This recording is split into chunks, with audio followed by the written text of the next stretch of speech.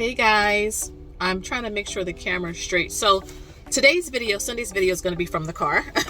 This is like, first off, hold on, let me back it up a little bit. Welcome, my name is Shalise. I am on this journey talking about simple, easy investing. I'm documenting my family's journey to financial freedom, and I'm hoping to motivate as many people as possible, okay? So thank you for coming back if you are returning, and thank you for joining us if you're new, okay? Oh my goodness, I tell you guys, the last 7 days have been insane. My daughter was the first one that got the flu.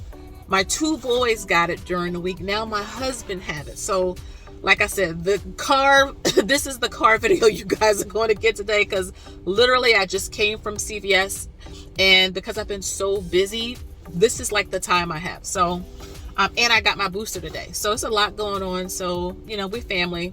I'm going to do the video from the car. So I got a couple of questions. One of the first questions I got was, first off, you guys always like to hear about the dividend shares and the goals that we have. I try to be a creature of habit because I like repetition. Repetition is not fun at first, but when it comes to your money and when it comes to making sure your money can grow for you over the long term, repetition is key, okay? And so in terms of this week, so we're like shooting at 500 shares now for JEPI. And I just talked about JEPI a couple of videos back. I'll have it up on the screen somewhere, but I just talked about JEPI recently, and we were closing in on 400 shares. So now we are shooting for 500 shares, and literally just dollar cost averaging in. If you don't know what dollar cost averaging is, because I know some of you are new, dollar cost averaging is when you're putting the same amount of money on the same particular day or days over a period of time. So for example, the easiest way I can explain it is every time you get paid, invest in the stock market. That's simply what dollar cost averaging is in a sentence, in a nutshell. And that way you don't have to worry about trying to time the market, because you don't know when the bottom is. No one does.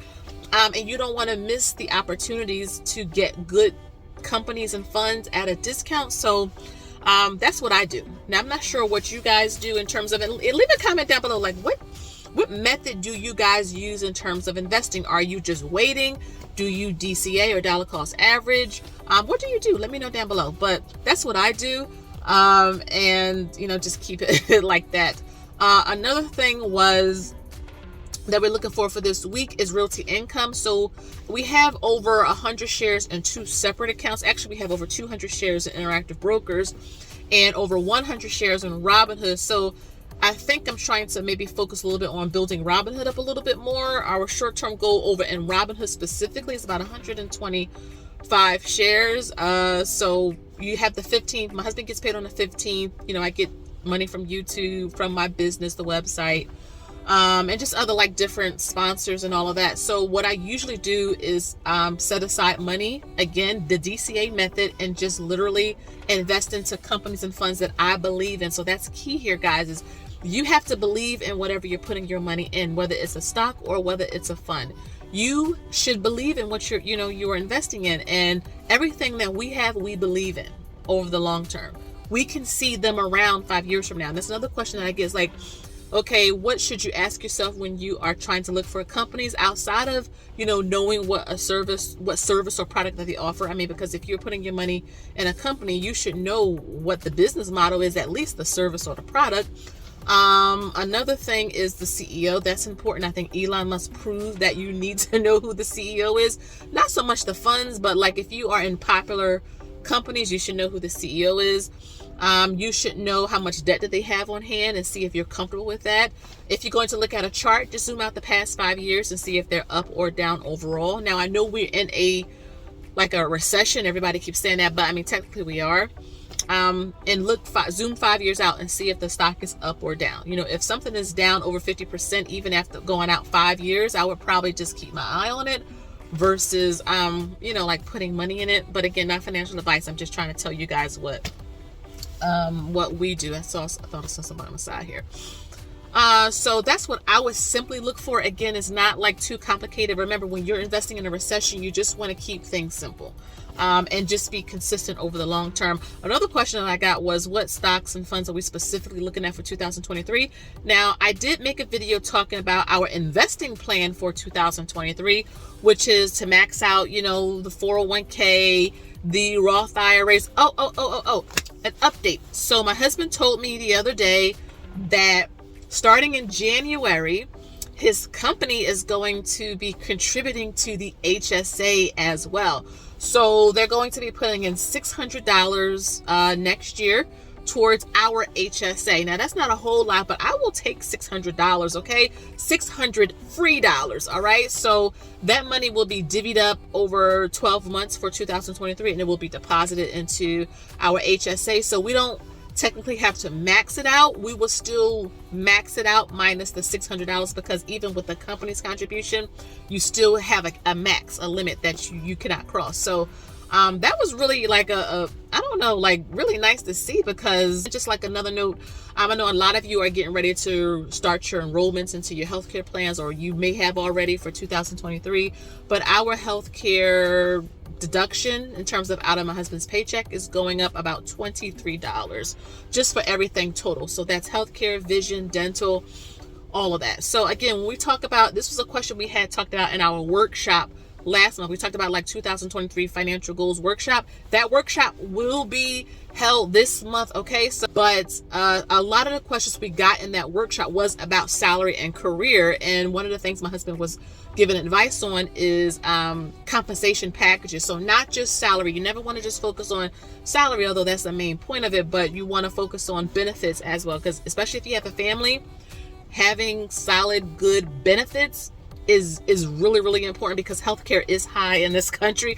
Medications are high. I should know this. I just spent $42 literally on cough syrup and Tylenol and things like that. So yeah, it's high. So every little bit that you can get, I would just take. And so having that $600 that's going to be invested and that we're going to get dividends from, because yes, we get dividends in our HSA, is going to be cool. So I will make a separate video about what like specific stocks and specific funds we're thinking of for 2023. So make sure you guys stay tuned. I will also have later this month, I'm going to split this video into two. So I'm going to do a video on all of the dividends we received for December.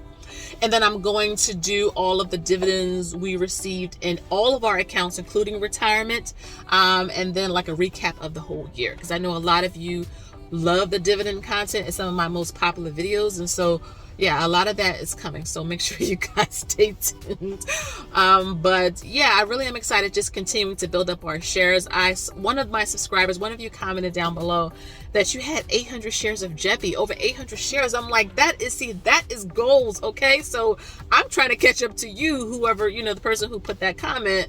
But again, it's just about, he was agreeing with me, just building up your shares. That's the simplest way to get these bigger dividend payments that you see me post, or that you see other people post, is building up your share sizes. I know I say the same thing, but make your short-term goal 5, then 10, then 15, then 20, and then soon enough, you're going to be thinking about 100, and then 150, and then 200 shares. And so just be consistent, because that's what I'm doing, and I love to see that it's working, right? I'm just so excited now every time a dividend come in or it's pending, because it's putting some realness on our goals. Like, we want to retire early, but seeing these dividends come in is making it more and more possible. It's becoming more and more real. So I'm going to shut it here. I just wanted to come on and give you guys like a car video today, because it's been busy, but you know what, I can't complain. Thank God for having access to a doctor, having access to get medicine, and and just being able for my husband just to be able to work from home, right? Because a lot of people don't even have that. They have to go into the office sick. So yeah, and nobody has the C word. It's just the flu. I mean, it's just a lot of kids are out. The schools, a lot of my husband's staff is home because they're sick. Church people are sick. So it's going around. So I just wanted to come on and let you guys know that, we're doing good. Thank you for all of the kind wishes. I hope that you enjoyed the video. Check out my most recent couple of videos. I think you guys will like those as well. We're almost at 10,000 subscribers, and I am so appreciative to all of you for liking, sharing, commenting, subscribing, telling your friends about it, talking about me on your platforms. I really do appreciate it. So don't forget to subscribe to this video, okay? Subscribe, like, hit the bell notifications. And I'll see you guys in the comments, okay? Bye-bye.